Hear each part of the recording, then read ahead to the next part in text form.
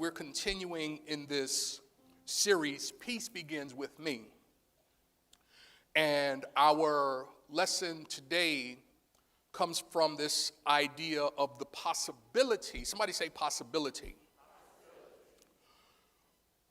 that exists for each and every one of us to experience abiding peace. We've said before and we've recognized that none of us are strangers to the pressures of the day.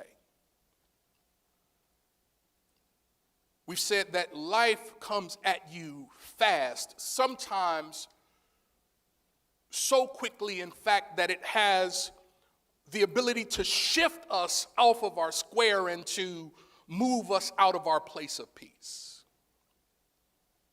We've been saying that peace is freedom of the mind from annoyance, distraction, anxiety, and obsession. We've also said that peace is a spiritual journey that demands our strength and our determination. See, if you are intending to abide in peace, it's going to take some determination. Because invariably, something comes your way that seeks to push you off your square. And so it requires our commitment. It requires the strength and tenacity that is resident within us as a spiritual gift to stay locked in on that which we want. Sometimes we say we want something or we're committed to having something, and then the obstacle to that thing presents itself, and then we give up on having the thing we were once committed to wanting. And if you don't go after your own peace, you'll never have it. I believe we all want to be happy. I believe we all want to be well and live well. I believe we all would prefer that people like us rather than dislike us. I believe we all desire to love and be loved. And as much as everything else, we want and need an inner sense of security and peace of mind to feel whole in our souls. So what do we mean when we say abiding peace? We mean that peace is our home base. Somebody say home base. We mean that peace is the place we reside. Somebody say place we reside. It means that when it comes to peace, we're not simply visiting or running in and out, but we're making our home a place of peace. Does abiding in peace mean that you never experience moments of non-peace? Does abiding in peace mean that you won't get angry? Does abiding in peace mean that you won't cuss every now and again? And I'm not sure if cussing is better or worse than cussing someone out. I'm just not that familiar with the...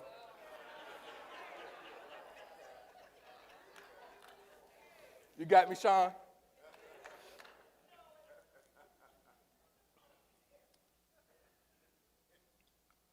Abiding in peace does not mean that we only experience peace any more than abiding in your home doesn't mean you never leave your home.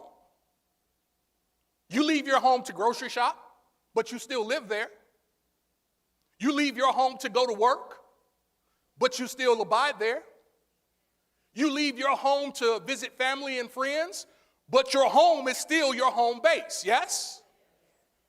So when we talk about experiencing abiding peace, it doesn't mean that we have to be so naive as to assume that while the pressures and stressors of life are all around us, they might not sometimes get to us. It's simply the recognition that when you realize that it's gotten to you, you know how to get back home. Does that make sense? It's been said that the value of peace is not always appreciated until that peace is disturbed.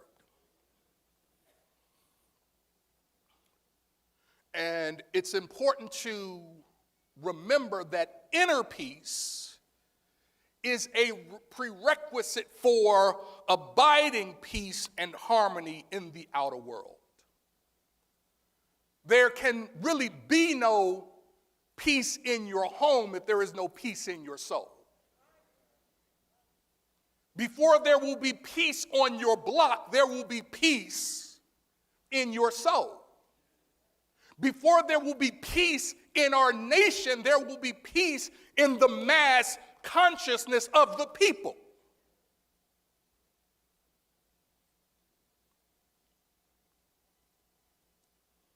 And Jesus said, "Blessed are the peacemakers, for they will be called the children of God." But you can't make no peace lest you first have peace abiding within you.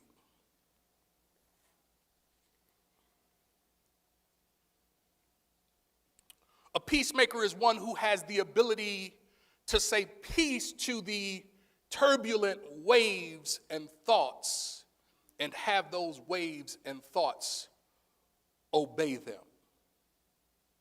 In some early cultures, when people were harassed by their enemies, peace was the primary blessing. Meaning that when somebody offends you, if you were a part of this culture, before you went off, you blessed them with peace.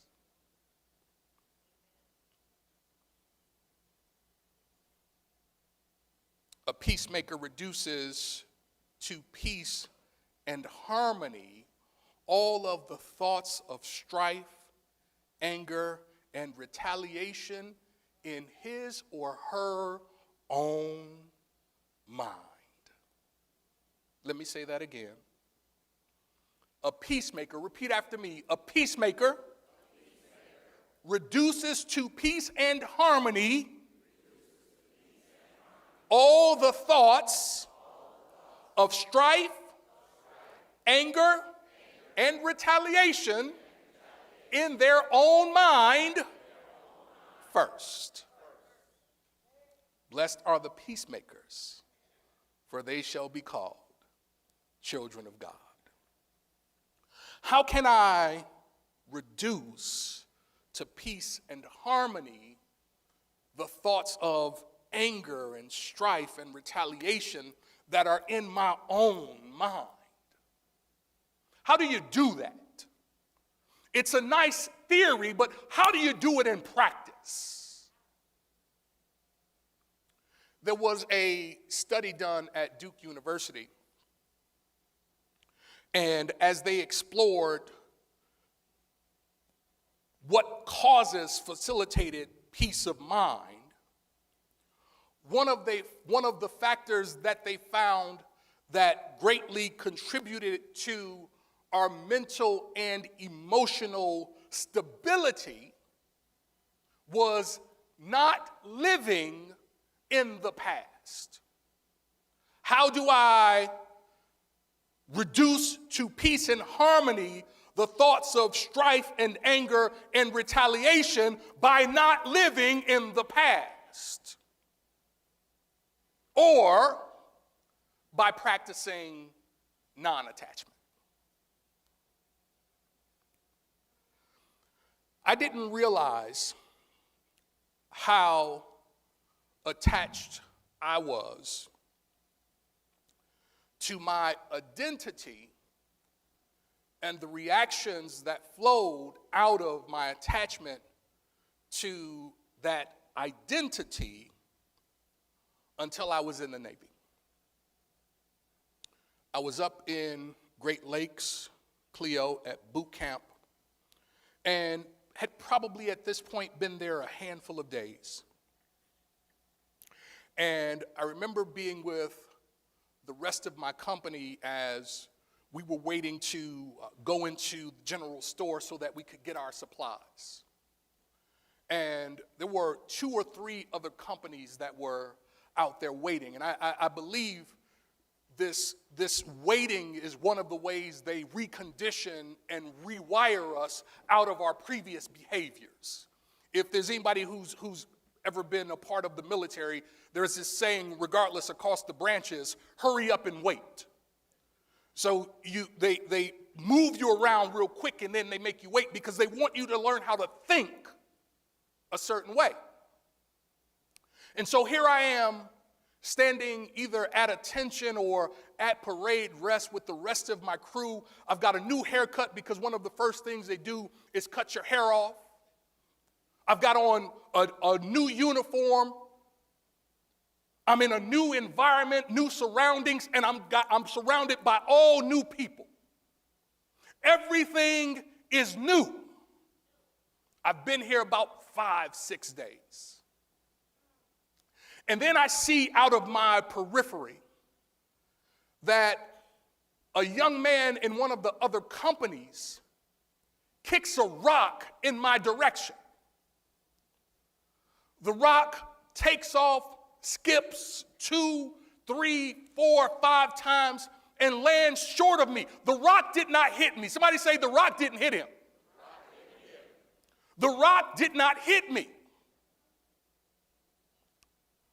But in my attachment to my identity, we have a way of dealing with things like that.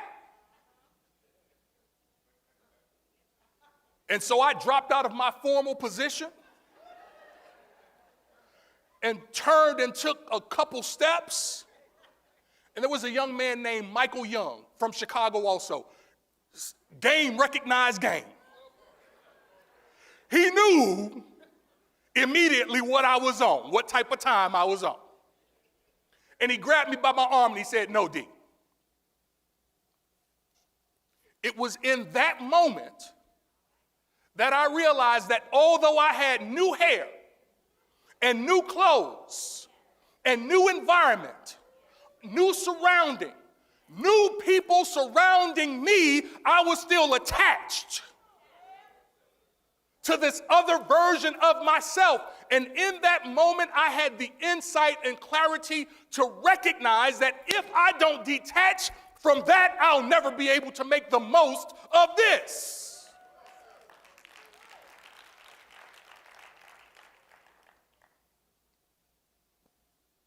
I didn't know.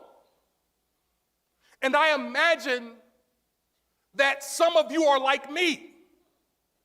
You're attached to stuff, and you don't even know. You're attached to how much money you earn. You're attached to the status that you carry. You're attached to how people respond to your social media posts. You're attached to stuff. And those attachments to that stuff can impact our ability to experience abiding peace. Does that make sense? So once I realized I was attached, I had to make some adjustments. Repeat after me. If you don't like the crop you're reaping, check the seed you're sowing. Practicing non-attachment allows you to see that you are more than your stuff. I was so much more than the streets that made me. You're so much more than the stuff you've identified yourself with. Somewhere it says that, have I not said that ye are God's. And even gods can have their stuff, keeping them out of their place of peace. Even gods can be attached to stuff. It's been suggested that possession of material riches without inner peace is like dying of thirst while bathing in a lake. In some faith traditions, they say attachment is the thing that causes suffering. We say the primary cause of suffering is it possible that my attachments can be a part of why I forget my divine nature as an offspring of God and as a spiritual being? You don't have to answer. It's just a rhetorical question, kind of. Not really. Is it possible that my attachments can have me forget that my thoughts are powerful and creative? Is it possible that my attachments can have me forget that it is God, not God's will for me to suffer? Is it possible that my attachments can be in the way of my peace? If I answer any of those questions, yes, it's possible, or yes, that's definitely what I'm working through, then we say the remedy to suffering is to realize in your thinking and your feeling, to let your thoughts and your feelings and your beliefs be congealed in such a way that you hold yourself up as a spiritual being.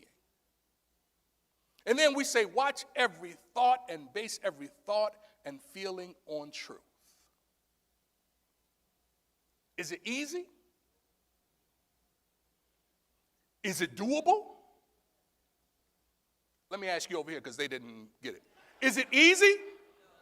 Is it doable? Is it easy? Is it doable? Is it easy? Is it doable? Sometimes you have to do a hard thing hard. So the fact that it's not easy doesn't mean that you shouldn't do it. It just means that you might have to match with the same level of intensity. Does that make sense? Frances Folks wrote in Effectual Prayer. She said, when we have entered this secret place often enough and abode long enough truly to behold the beauty of the Lord, it will spring forth as a living message of harmony in our life, a manifestation of our wholeness, joy, abundance, and it will so fill our universe with the glory of God that all who cross our path will walk by our side and will glimpse the God whose expression we are. Blessed are the peacemakers, for they shall be called children of God, and everybody will know it.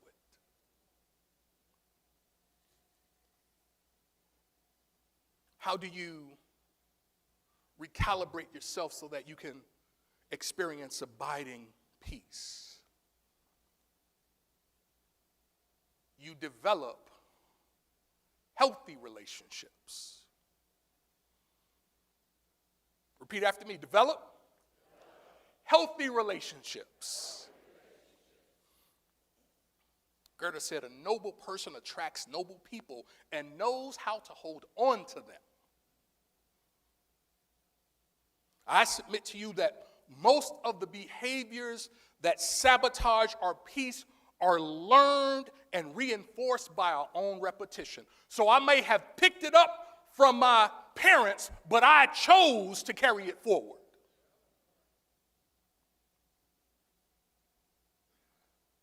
One of the things that we have to be willing to accept when it comes to the stuff we're demonstrating in our own lives is that we are not victims.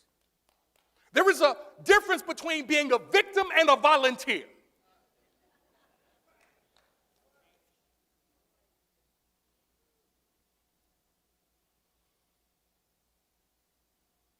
Repeat after me. If I want to experience peace, harmony, and happiness in the circumstances in my life, I must first control my thoughts for peace, harmony, and happiness. One of the ways you develop healthy relationships is by showing people how to interact and engage with you. It's no one else's responsibility to try and figure out how to navigate being in relationship with you. Repeat after me. It's my job to teach you how to peacefully coexist with me. That's not your job, that's my job. Because everything can't fly with me. And everything shouldn't be able to fly with you.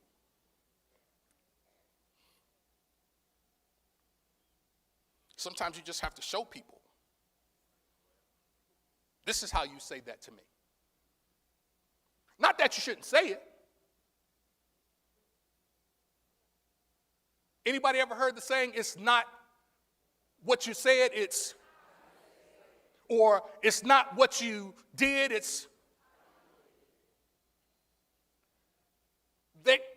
the people we're in relationship with say and do from their level of awareness. Not from their awareness of who you are, but from the awareness of who they are. It's my responsibility to remind you of who I am. And so when we have that shared understanding, now you're better equipped to approach me in a way that lets us move forward peacefully. Does that make sense?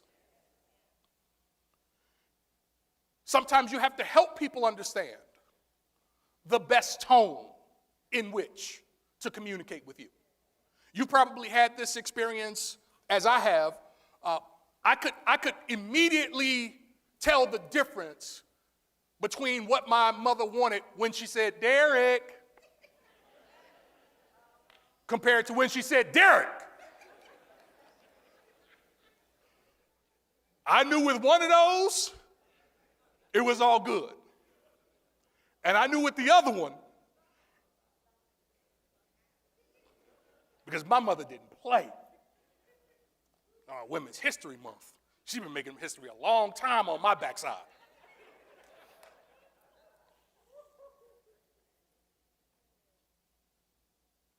Showing people how to interact with you is not being pushy. Rather, it's the manifestation of your commitment to experiencing abiding peace. Relationships are the vehicle of soul growth. And the experiences we have with people we have relationships with are provided so that we can meet and grow through them. Right? So if I'm someone who is uncomfortable when it comes to making someone else uncomfortable, then I can expect to attract experiences that help me move out of my comfort zone. Because I shouldn't be uncomfortable and you comfortable. Not in relationship. You can be you, but I can't be me. That's something is off with that. Are you with me? So whether we're dealing with a quote-unquote difficult person or a quote-unquote very nice person, honoring our commitment to experiencing abiding peace can help us and them, but it means being courageous enough to say what you want. And if you want peace, then you have to be a stand for that. Does that make sense?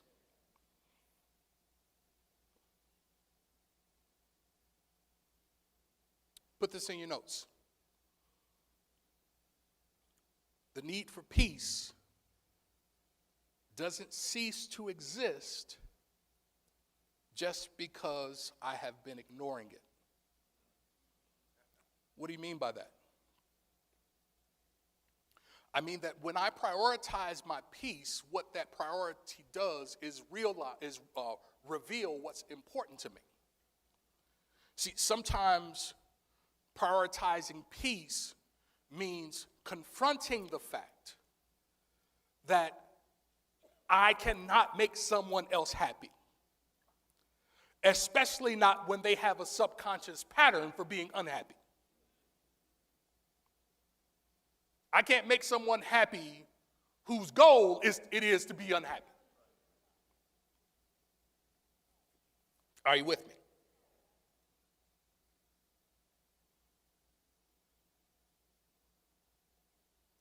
So if I'm committed to experiencing abiding peace, it may be time to examine my relationships and the ways in which those relationships support or disrupt my desire to experience abiding peace. Did I say this takes courage? Y'all got real super duper quiet on me.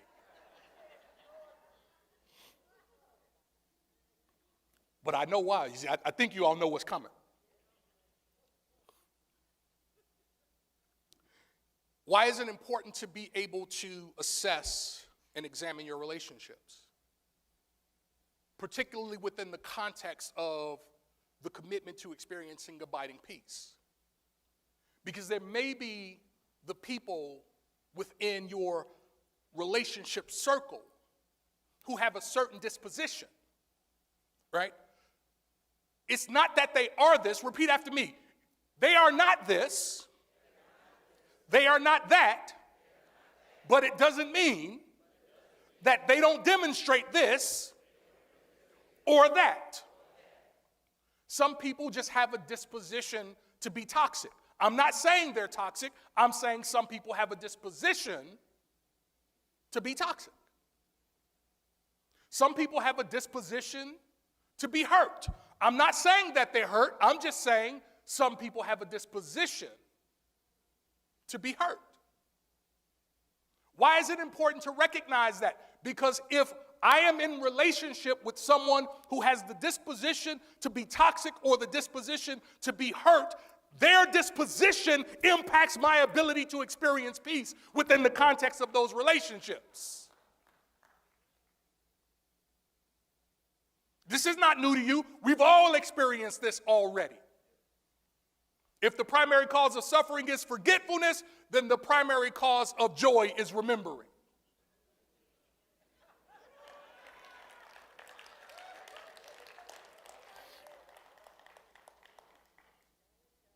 It's important to do this assessment because it's not always easy to process it in the moment. See, sometimes in the moment, if I'm dealing with someone who has a disposition to be toxic, rather than paying attention to their behavior, I might be trying to protect myself. Are you with me? If I'm engaged with someone who has a disposition to be hurt, rather than trying to process what's going on, I might be trying to make sure that they're okay. And it might be coming at the expense of my peace. Are you with me?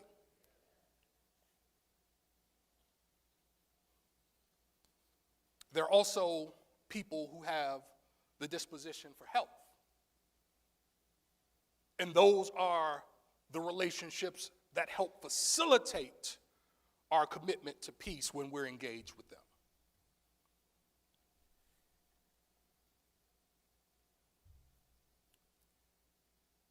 If you find that you are in relationships that you can't say no to, with people who have a disposition to be toxic or a disposition to be hurt. Not that they are toxic. Are you with me? We're not calling anybody names, not that they are hurt. This is just how they present. It's the mask.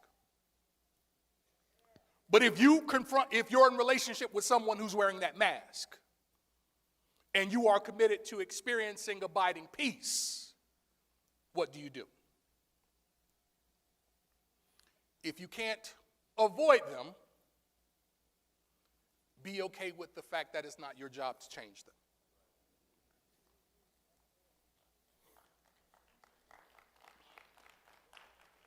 I can't tell you how many of us disrupt our peace trying to change somebody else.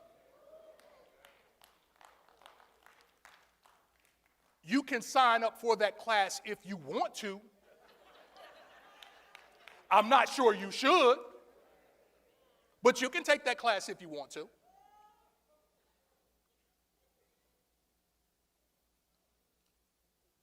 What do you do if your commitment is to experience abiding peace and you can't avoid them? Realize that just because they're toxic or hurt, you didn't make them toxic and you didn't hurt them. What can you do if your commitment is to experiencing abiding peace? Don't get trapped in their moods. And again, remember, it's not your responsibility to cheer them up. Use that energy on experiencing abiding peace. Let me give you one more before we go.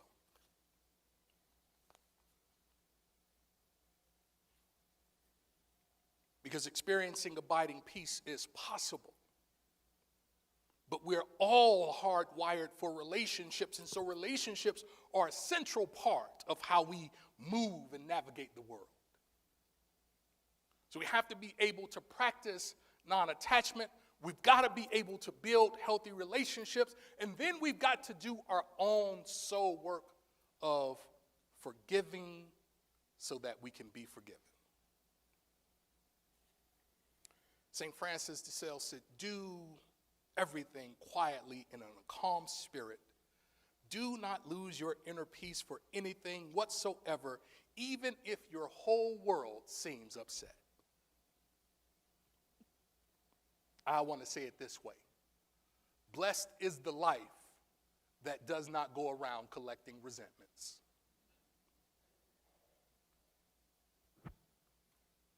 One of the master skills you will need if you are committed to experiencing abiding peace is the skill of forgiveness. So what I want to encourage you to do is give a peaceful thought for an intended offense. Let's go back to something we said earlier. Is it easy? Is it possible? If anyone, anywhere, has ever forgiven anything, then it's an indication that each and every one of us in this moment, wherever we are on the planet, has within us the ability to forgive something that is keeping us from experiencing abiding peace. The thing we have to wrestle with and determine for ourselves is whether or not staying in the place of unforgiveness is worth giving up my peace. It may not seem as though forgiveness is tied to peace. Seems like those two things can live apart. But you are not two islands.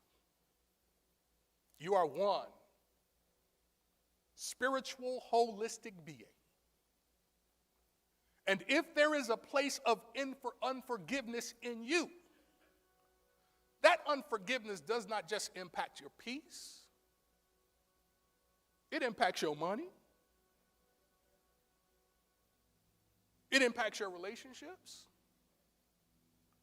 It impacts your joy. It impacts your spiritual walk. Remember when a person came and wanted to give the gift to Jesus?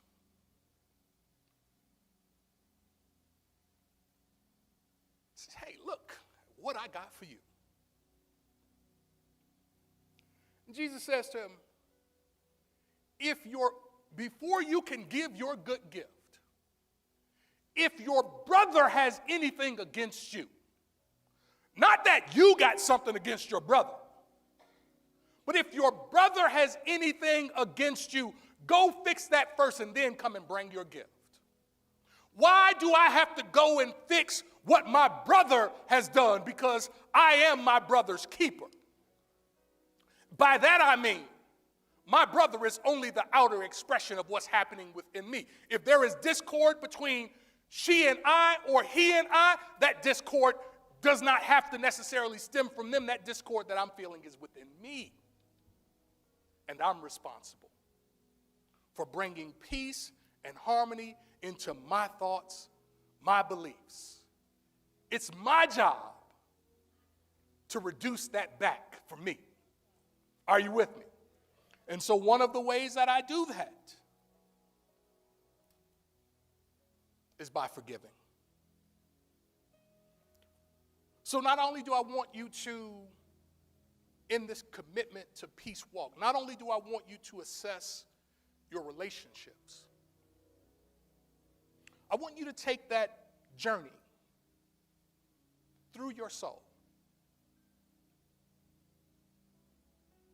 It might require knocking on some hurts. It might mean peeking into some pains. It might mean touching things that you felt you'd buried long ago. And I don't want you to dig them up. I just want you to forgive them. If they're no longer here, that's okay. For whatever the offense, give a peaceful thought, give love, give insight, give forgiveness, give the realization that they did the best they could from where they were. If my parents couldn't give something to me, there's a great chance that my parents never got it from their parents. And we've said a couple times you can't get blood from a turnip. So if you never got it, unless you are intentional about developing yourself, you won't have it to give. Forgive them. It's just not worth it. Science has already told us that there is no physical reason for most of the ailments we experience. If my body is not making me sick, then what is? Is it possible that the thing I've buried is somehow still making life tough for me? Just forgive it and go on. They already have. They're chilling. You over here upset. Somebody say, wrap it up, Rev. We got it.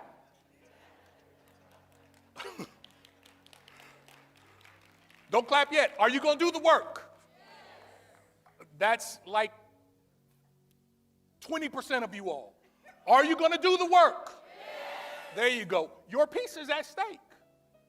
If you intend to experience abiding peace and be one of those blessed peacemakers, you've got to be willing to do the work. Are you going to do the work? Are you committed to doing the work? Yes. Online, are you committed to doing the work? Yes. Then let's get busy, because we get to experience abiding peace. God bless you.